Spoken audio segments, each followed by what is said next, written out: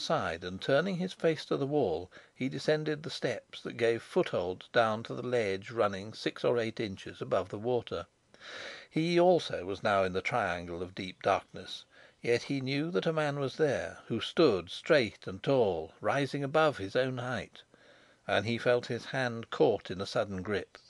Rudolf Rassendyll was there, in his wet drawers and socks. "Is it you?" he whispered. "Yes," answered Rudolf. "I swam round from the other side and got here. Then I threw in a bit of mortar, but I wasn't sure I'd roused you, and I didn't dare shout, so I followed it myself. Lay hold of me a minute while I get on my breeches. I didn't want to get wet, so I carried my clothes in a bundle. Hold me tight, it's slippery." "In God's name, what brings you here?" whispered Sapt, catching Rudolf by the arm as he was directed. "The Queen's service. When does Rischenheim come?" "To morrow at 8." "The deuce! That's earlier than I thought. And the king?" "Is here, and determined to see him. It's impossible to move him from it." There was a moment's silence. Rudolf drew his shirt over his head and tucked it into his trousers. "Give me the jacket and waistcoat," he said. "I feel deuced damp underneath, though." "You'll soon get dry," grinned Sapt. "You'll be kept moving, you see." "I've lost my hat." "Seems to me you've lost your head, too." "You'll find me both, eh, Sapt?" "As good as your own, anyhow," growled the constable. "Now the boots, and I'm ready." Then he asked quickly: "Has the king seen or heard from Rischenheim?" "Neither, except through me." "Then why is he so set on seeing him?" "To find out what gives dogs smooth coats." "You're serious? Hang you, I can't see your face." "Absolutely." "All's well, then. Has he got a beard now?" "Yes." "Confound him! Can't you take me anywhere to talk?" "What the deuce are you here at all for?" "To meet Rischenheim." "To meet?" "Yes, Sapt. He's got a copy of the Queen's letter."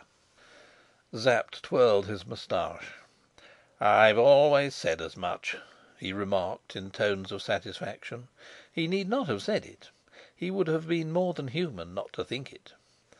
"Where can you take me to?" asked Rudolf impatiently. "Any room with a door and a lock to it," answered old Sapt. "I command here, and when I say 'Stay out,' well, they don't come in." "Not the king?" "The king is in bed. Come along." And the constable set his toe on the lowest step. "Is there nobody about?"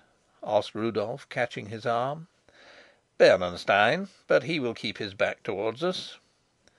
"Your discipline is still good, then, Colonel?" "Pretty well for these days, your Majesty," grunted Sapt as he reached the level of the bridge. Having crossed, they entered the chateau. The passage was empty save for Bernenstein, whose broad back barred the way from the royal apartments. "In here," whispered Sapt, laying his hand on the door of the room whence he had come. "All right," answered Rudolf. Bernenstein's hand twitched, but he did not look round. There was discipline in the castle of Zenda.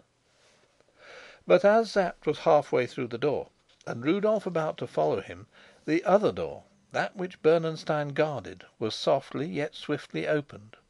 Bernenstein's sword was in rest in an instant. A muttered oath from Sapt, and Rudolf's quick snatch at his breath, greeted the interruption.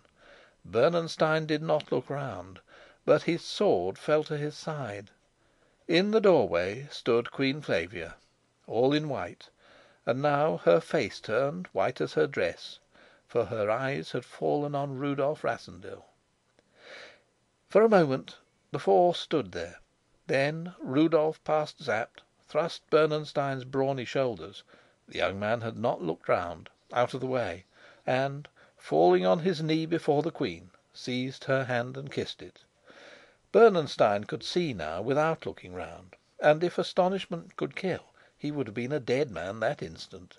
He fairly reeled and leant against the wall, his mouth hanging open, for the king was in bed and had a beard, and yet there was the king, fully dressed and clean shaven, and he was kissing the queen's hand, while she gazed down on him in a struggle between amazement, fright, and joy. A soldier should be prepared for anything, but I cannot be hard on young Bernenstein's bewilderment. Yet there was in truth nothing strange in the queen's seeking to see old Sapt that night, nor in her guessing where he would most probably be found, for she had asked him 3 times whether news had come from Wintenberg, and each time he had put her off with excuses. Quick to forebode evil, and conscious of the pledge to fortune that she had given in her letter, she had determined to know from him whether there were really cause for alarm, and had stolen, undetected, from her apartments to seek him.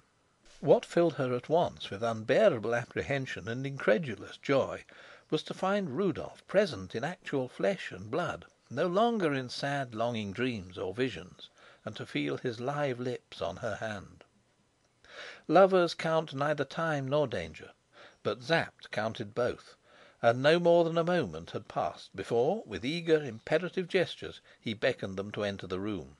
The queen obeyed, and Rudolf followed her. "Let nobody in, and don't say a word to anybody," whispered Sapt as he entered, leaving Bernenstein outside. The young man was half dazed still, but he had sense to read the expression in the constable's eyes, and to learn from it that he must give his life sooner than let the door be opened. So, with drawn sword, he stood on guard.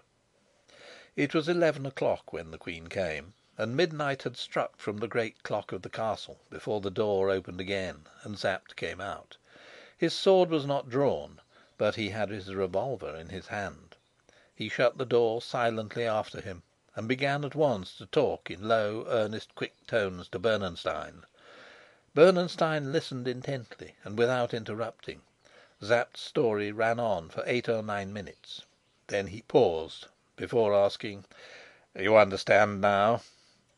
"Yes, it is wonderful," said the young man, drawing in his breath. "Pooh!" said Sapt. "Nothing is wonderful. Some things are unusual." Bernenstein was not convinced, and shrugged his shoulders in protest. "Well?" said the constable, with a quick glance at him. "I would die for the queen, sir," he answered, clicking his heels together as though on parade. "Good," said Sapt. "Then listen." And he began again to talk. Bernenstein nodded from time to time. "You'll meet him at the gate," said the constable, "and bring him straight here. He's not to go anywhere else. You understand me?" "Perfectly, Colonel," smiled young Bernenstein. "The king will be in this room. The king. You know who is the king?" "Perfectly, Colonel." "And when the interview is ended, and we go to breakfast?" "I know who will be the king then. Yes, Colonel." "Good. But we do him no harm unless?" "It is necessary." "Precisely." Sapt turned away with a little sigh. Bernenstein was an apt pupil, but the colonel was exhausted by so much explanation. He knocked softly at the door of the room. The queen's voice bade him enter, and he passed in. Bernenstein was left alone again in the passage, pondering over what he had heard, and rehearsing the part that it now fell to him to play. As he thought, he may well have raised his head proudly. The service seemed so great and the honor so high that he almost wished he could die in the performing of his role. It would be a finer death than his soldier's dream had dared to picture. At 1 o'clock, Colonel Sapt came out. "Go to bed till 6," said he to Bernenstein. "I'm not sleepy." "No, but you will be at 8 if you don't sleep now." "Is the queen coming out, Colonel?" "In a minute, Lieutenant." "I should like to kiss her hand." "Well, if you think it worth waiting a quarter of an hour for," said Sapt, with a slight smile. "You said a minute, sir." "So did she," answered the constable. Nevertheless, it was a quarter of an hour before Rudolf Rassendyll opened the door and the queen appeared on the threshold. She was very pale, and she had been crying, but her eyes were happy and her air firm. The moment he saw her, young Bernenstein fell on his knee and raised her hand to his lips. "To the death, madame," said he in a trembling voice. "I knew it, sir," she answered graciously.